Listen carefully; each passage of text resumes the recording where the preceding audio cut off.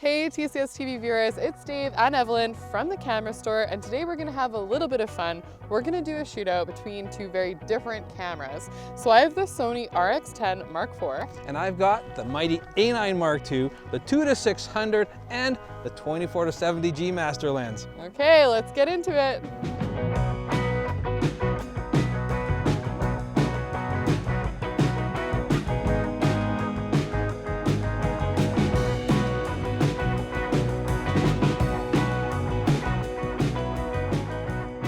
For the shootout today, I decided to go with the Sony RX10 Mark IV. This is an incredibly versatile camera. It's a bridge camera with this built-in lens that has a crazy zoom range to it. It has an equivalency of 24 to 600 millimeters, which is kind of insane. But I know that this lens is sharp. This is a weather sealed camera, and I decided to go with this setup because as of right now, I'm 34 weeks pregnant, and I do not want to mess around with changing a bunch of lenses to be able to get a range like this, and I wanted something that's relatively lightweight as well. To match Evelyn's RX10 Mark IV with its 24 to 600 millimeter zoom, I'm bringing out the big guns. So this is the Sony A9 Mark II, which is their best focusing camera. It's amazing for shooting animals, like I'm shooting today with these very rare Canada geese out here. 20 frames per second and a 24 megapixel full frame sensor. That is stabilized. Now, I have to run a 2-lens kit. I've had to match it with a very sizable 200 to 600 millimeter lens, which is a 5.6 to 6.3 aperture lens. It's fantastic for shooting a day like today. Now, to keep up on the wide angle side of things, I do have to switch lenses, and that's why I brought along the 24 to 70 2.8 G Master lens, which is going to be great for doing some more scenery shots a little bit later. Right now, let's get around to shooting some geese. Evelyn, we have some very rare exotic Canada geese just over there. We never see them. You have a bad rap with the geese. Yes, yeah, I do. Dave's been bitten before, so we stay our distance. We keep our distance, and thankfully I have a 600 millimeter lens here. Oh, I do too. Hold on. Let me just take a minute for you to zoom out to that. It did not take a minute. Okay. It's pretty, I mean, it's not wicked fast, but to go from 24 millimeters to 600, I think it's pretty good. All right, so I have a 600 millimeter f6.3 aperture lens on a full frame sensor, so I should have the advantage here with giving me a little bit more separation than you're getting from the foreground and background. Yes, I would agree with you because I only have the 1-inch sensor. Even though the lens says it's f4 at the long range, I'm actually only getting equivalent of f11. So I can still get some nice background separation, and this lens is quite sharp, but it's certainly not going to be a winner against your lens. But let's just see what they look like. Okay. So mine look pretty good, actually. I'm quite happy with these guys. Good. I'm glad you like your photos, Dave. Mine look pretty good too. Okay, and I'm actually surprised that they don't look that different. I have to admit, I mean, for the size of that camera, the sensor size, the equivalency, all that stuff, it looks really good out of that camera. Yeah, it's because I'm a wizard. That was a static shot of those two geese. They weren't really moving too fast. Now, let's try shooting my son running towards me at breakneck speed and see how we can track with this. I've got 20 frames per second here and real-time autofocus tracking. Oh. This is a purpose-built application for the camera like this. Well, you know, I actually can shoot at 24 frames per second, so I have a slight advantage, I think. But let's give it a shot. Yeah.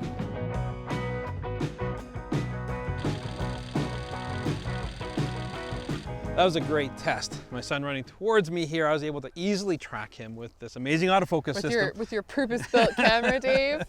Well, with my versatilely built camera, I was pretty impressed with the results too. The tracking autofocus worked great on Xavier. And the only thing though, I discovered something. Uh-oh. I forgot that this camera does not allow me to zoom while it's doing a continuous tracking autofocus sequence at a high frame rate. Now, I have the ability to do that because it's a manual zoom on this lens, so I was able to keep the framing I wanted as Xavier ran towards me. You're kind of stuck. So this is a strike. This is a strike. There's nothing I can do about that to overcome you. But I'm impressed with the autofocus capabilities of that camera. Yeah, I got a lot of keepers in that sequence, and it was at 24 frames per second. So can we call it a tie? No. Ooh, something with color. Dave, come do some macro photography of this bark with the beautiful mustardy lichen on it. Look how close I can get.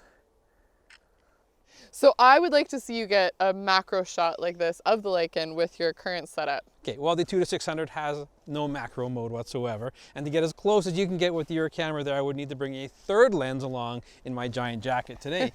But I just brought two, so I brought along the 24-70 G Master lens, which has a 1.24 foot minimum focusing distance, which will allow me to get kind of macro-ish shots. Yeah, I can basically get as close as my hood.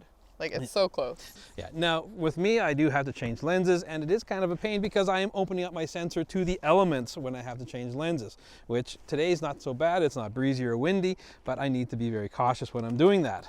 But now that I have this amazing 24-70 G Master lens on here, I do have the ability to shoot 1.24 feet away, which will give me somewhat close to a macro kind of look, but nowhere close to what you're capable of. So Yeah. I'll admit defeat as far as macro capabilities go between these two, but I can still get a very nice shot. Yes, Of of the the mustardy Leica on the log. Evelyn, we lucked out on a gorgeous day today to kind of compare these two camera systems out. Now they are drastically different camera systems. We're not trying to say one is completely better than the other, No. but unique in their own way. Now they both have a lot of things on paper you might go, wow, this is the same, 24-600. I've got a 24-600 effectively, but significantly more expensive, but very similar frame rate at 20 and 24 frames per second. So what's the big difference between these two? Yeah, and I think the important thing is to know that the image quality is going to be drastically different depending on what you're doing with those images. I know if you were someone that was shopping for a camera system and you look at this and you're like, oh man, it's f2.4 to f4, and not realize that because this has this 1-inch sensor, you're not going to get that same background separation that you would with the full frame camera system. Yeah, there certainly is. I mean, low light performance, you know, the depth of field, everything is bigger and better about this camera as far as image quality goes, but it's one of those things you have to make that decision.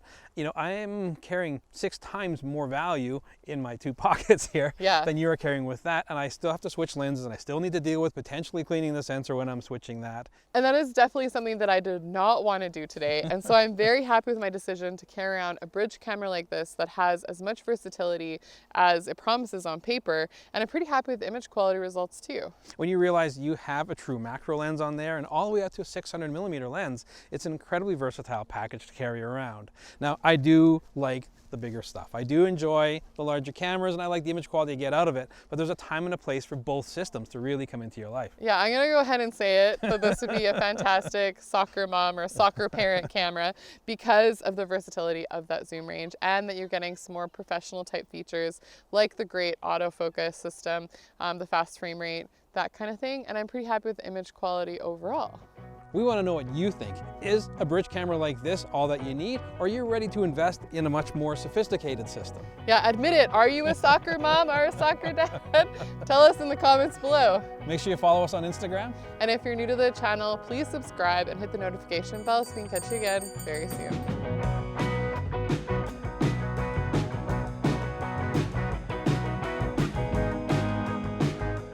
If you're interested in our latest video, click down here. And if you want to learn more about the gear used in this video, click up here.